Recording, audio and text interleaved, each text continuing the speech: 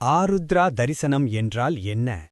சிவம் என்றால் அனைத்தையும் தனக்குள் அடக்கி அசையாது இருப்பதாகும். அதுவே நடராஜர் என்றால் ஆனந்த நடனமாடி உலகின் அனைத்து இயக்கங்களுக்கும் ஆற்றலாக இருப்பவர். ஆருத்ரா தரிசனம் என்றால் என்ன, அதன் பலன்கள் மற்றும் சிறப்புகளை இந்த செய்திக்குறிப்பில் காணலாம். சிவபெருமானுக்கு நடத்தப்படும் மிக உயர்வான 6 வகை அபிஷேகங்களில் ஒன்றுதான் இந்த ஆருத்ரா தரிசனம். ஆருத்ரா என்பது சமஸ்கிருத சொல்லாகும். இதற்கு தமிழில் திருவாதிரை என்று பொருள்.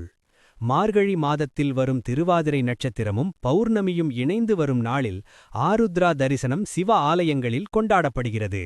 குறிப்பாக சிவபெருமானின் பஞ்ச சபைகளான திருவாலங்காடு ரத்தின சபை, சிதம்பரம் கனக சபை, மதுரை வெள்ளி சபை, திருநெல்வேலி தாமிர சபை, திருக்குற்றாலம் சித்திர சபை ஆகியவை போற்றப்படுகிறது. இங்கு மிக விமர்சையாக ஆருத்ரா தரிசனம் கொண்டாடப்படுகிறது. அதிலும் ராமநாதபுரம் மாவட்டம் உத்திரகோசமங்கை திருத்தலத்தில் நடராஜரின் சிலையானது முழுவதும் மரகத கல்லினால் செய்யப்பட்ட சிறப்பு வாய்ந்ததாக திகழ்கிறது. இங்கு ஆருத்ரா தரிசனம் மிக விமர்சையாக கொண்டாடப்படுகிறது. அப்படி நடராஜரை வழிபட உகந்த தினம்தான் இந்த மார்கழி திருவாதிரை ஆகும்.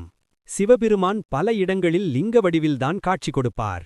ஆனால் அவர் நடராஜர் ரூபத்தில் காட்சி கொடுக்கும் ஸ்தலங்கள் மிக குறைவுதான். இந்த நடனத்தால்தான் ஒட்டுமொட்ட அண்ட சராசரங்களையும் படைக்கப்பட்டது என நம்பப்படுகிறது.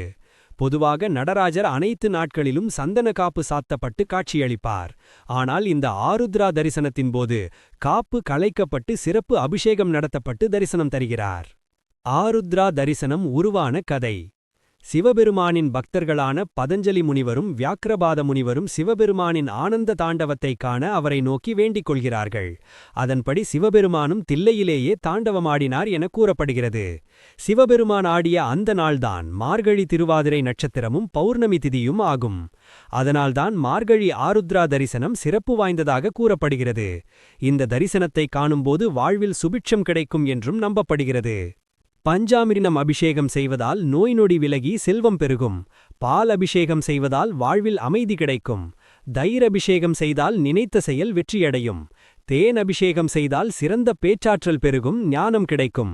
நெய் அபிஷேகம் செய்தால் செல்வம் கூடும். சந்தனம் அபிஷேகம் செய்தால் தொழில் வெற்றி கிடைக்கும், புகழ் கிடைக்கும். பன்னீர் அபிஷேகம் செய்தால் மற்றவரிடமிருந்து பாராட்டு கிடைக்கும். விபூதி அபிஷேகம் செய்தால் சர்வமும் கிடைக்கும் என்று கூறப்படுகிறது. சிவம் என்றால் அனைத்தையும் தனக்குள் அடக்கி அசையாது இருப்பதாகும். அதுவே நடராஜர் என்றால் ஆனந்த நடனமாடி உலகின் அனைத்து இயக்கங்களுக்கும் ஆற்றலாக இருப்பவர். ஆகவே பிறப்பே இல்லாத ஆதியும் அந்தமும் இல்லாத பரம்பொருளுக்கே உரிய மார்கழி திருவாதிரை தரிசனத்தைக் கண்டு அதன் அளவில்லா ஆனந்த பலனை பெறுவோம்.